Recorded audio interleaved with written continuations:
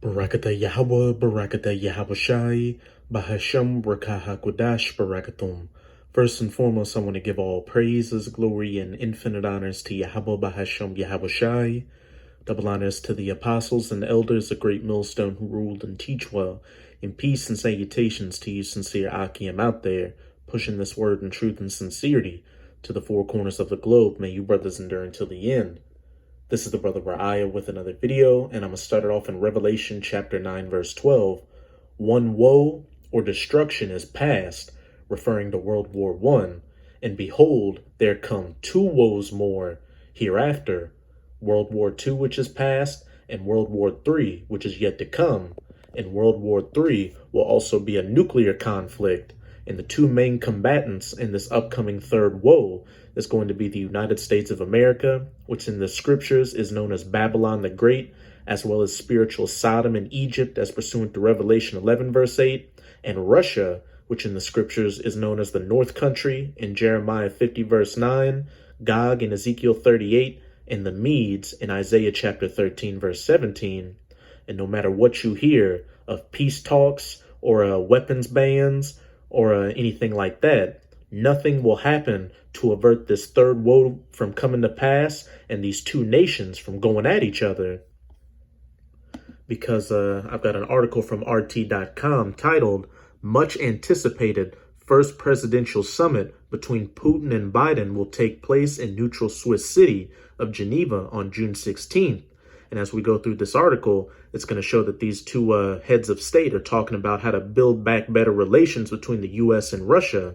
But according to the scriptures, that won't happen. That third woe will take place where these two nations are going to go at each other's throats. And Russia is going to prevail at the end of it, because Russia, along with other nations, not only Russia's allies, but the United States' allies, which are going to turn against her in that day, are going to altogether shoot 200 million nuclear missiles onto the United States of America, Babylon the Great, and turn it into the biblical lake of fire from sea to shining sea, and then a desolate, uninhabitable wasteland afterwards. But let's get into this article. The long-awaited personal meeting between U.S. President Joe Biden and his Russian counterpart, Vladimir Putin, will happen on June 16th in Switzerland, a traditionally neutral country that isn't a member of any major military bloc. Biden and Putin will hold a bilateral summit in Geneva, the Kremlin and White House both confirmed on Tuesday. The city hosts many international organizations and often offers a third-party platform for various meetings. In accordance with the agreement reached with Washington, the president of the Russian Federation, Vladimir Putin, will hold talks in Geneva on June 16th with President of the United States of America, Joseph Biden, the Kremlin announced. It is intended to discuss the current state of Russian-American relations and prospects for their further development, as well as issues of strategic stability and topical issues on the international agenda, including cooperation in the fight against the C-19 situation and the settlement of regional conflicts. President Biden will meet with President Putin in Geneva, Switzerland on June 16, 2021. A statement from the White House simultaneously explained. The leaders will discuss the full range of pressing issues as we seek to restore predictability and stability to the U.S.-Russia relationship. Hey, and don't hold your breath out for that to take place. While it won't be the first time the politicians will meet in person, all their previous one-on-ones happened before Biden was elected to the White House. The two national leaders have a wide array of difficult topics to discuss, considering the U.S. and Russia are currently at the lowest point in their relations in decades, all through the will of Yahweh Bahasham Yahawashi to get these two major nations geared up to go against each other during this upcoming nuclear-armed third woe. Showcasing the strained ties with President Biden's remark in March, when, during an interview, he agreed that Putin was a killer, the Russian president responded by wishing his counterpart good health and citing a Russian children's insult-deflecting saying that whatever you say about others is what you say about yourself. is what you are yourself, Salakia. The Biden administration accused Russia of a range of sinister actions, from hacking American computer networks to militarizing the Arctic region, which I've gone into in several articles in the past, because that's one of the reasons why Russia is known as that North country, which we'll get into later once we get into these precepts, to weaponizing its JABs against the C-19 to hurt the interests of the U.S. and its allies. Moscow says Washington is simply trying to hurt the Russian economy with groundless sanctions and political accusations because it cannot tolerate governments that pursue sovereign policies. What does it say here from another article? Putin and Biden summit will delight media, but it won't change anything. Relations between Russia and the U.S. are being slowly dismantled, again, all through the will of Yahweh Bahashem Yahweh Shai to bring these nations to go against each other during this third woe. And like I said at the beginning of the video, nothing will happen to avert these prophecies or this conflict from taking place. As it says in Isaiah 55 verse 11, so shall my word be that goeth forth out of my mouth. It shall not return unto me void, but it shall accomplish that which I please, and it shall prosper in the thing whereto I sent it.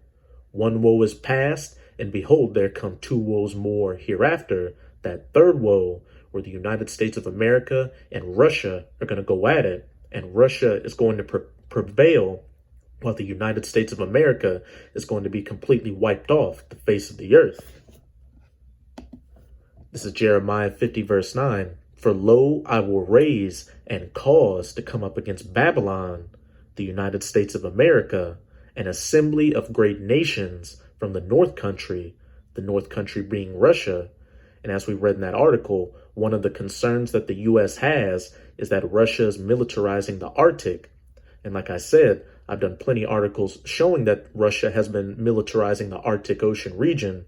And that's one of the reasons why it's known as the North country, because what's north of the United States of America, Canada, the Arctic Ocean region, and then Russia, that North country. And it's a well-known fact that Russia shooting its missiles from itself and from that Arctic Ocean region to hit its targets in the United States of America would be the shortest trajectory time for its missiles to reach the United States of America. And that assembly of great nations is, like I said earlier, not only Russia's allies, such as China, Iran, and North Korea, but also the allies of the United States of America, like Britain, France, Germany, and these other NATO nations that are going to turn against the U.S. during this third woe and ally themselves with that North country, Russia, to altogether shoot 200 million nuclear warheads onto this place.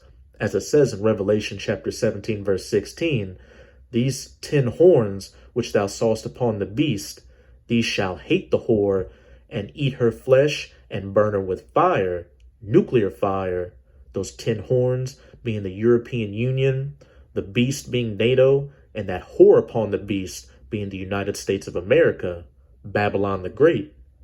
And they shall set themselves in array against her. From thence she shall be taken. Their arrows shall be as of a mighty expert man. None shall return in vain. And those arrows are symbolic for those nuclear missiles, because like we always tell you, when the prophets saw these visions thousands of years ago, they didn't know what a modern day nuclear tipped ICBM was. So they had to describe it the best way they could with what they knew during their times. Ancient weapons of war, like bows and arrows, javelins, spears, flying swords, etc., etc. And like I've been saying all throughout the video, when these nations shoot their missiles onto the United States of America, it's going to be completely wiped off the face of the earth, never to be inhabited ever again. And now I'm going to close it out in Isaiah chapter 13, verses 17 to 20. Behold, I will stir up the Medes against them, the spiritual Medes, that north country, Russia, which shall not regard silver, and as for gold, they shall not delight in it.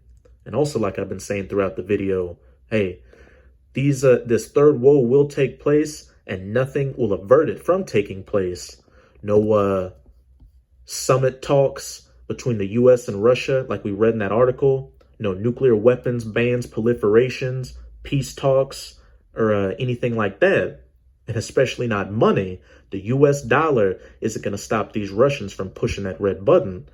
Because if you've been reading in the news, you'll see that Russia and China are already moving away from using the US dollar and relying on it. Their bows also shall dash the young men to pieces. And what do bows shoot? Arrows. These bows are symbolic for the silos and other launch platforms that are going to shoot those nuclear missiles. And they shall have no pity on the fruit of the womb. Their eyes shall not spare children. Hey, everyone in the United States of America that isn't of the elect of the nation of Israel, the 144,000 and the rest of the righteous 1/3, is going to be more fuel for the fire when these nuclear missiles hit this wicked kingdom. Verse 19, and Babylon, the United States of America, the glory of kingdoms, the beauty of the Chaldees' excellency, shall be as when the Most High overthrew Sodom and Gomorrah. And how did the Most High overthrow ancient Sodom and Gomorrah? With fire and brimstone from the sky. And like I said earlier, besides being known as Babylon the Great in the scriptures, the United States of America is also known as spiritual Sodom and Egypt. And the Most High is going to overthrow this modern day Sodom and Gomorrah with modern fire and brimstone, those 200 million nuclear warheads. And as it says in verse 20, it shall never be inhabited, neither shall it be dwelt in from generation to generation. Neither shall the Arabian pitch tent there, neither shall the shepherds make their fold there. After those nuclear missiles hit this place, it's going to turn the United States of America into the biblical lake of fire from sea to shining sea, and then a desolate, uninhabitable wasteland where man, woman, or child will never set their foot on ever again. And it's going to stand as an eternal memorial as to what a wicked kingdom looked like, how not to govern the earth, and what the punishment and judgment was for afflicting the apple of the Most High's eye, the true children of Israel, who are the so-called Negroes, Latinos, and Native Americans. So that's it with this video. With this video, I hope you sincere Akim were edified. Just keep strong and keep pushing this word. We're almost out of this final wicked captivity of the heathen nations, chiefly of the Edomites. And as always, I'm going to say Abad Babal, Kwam Yasharallah, and until next time, Shalom.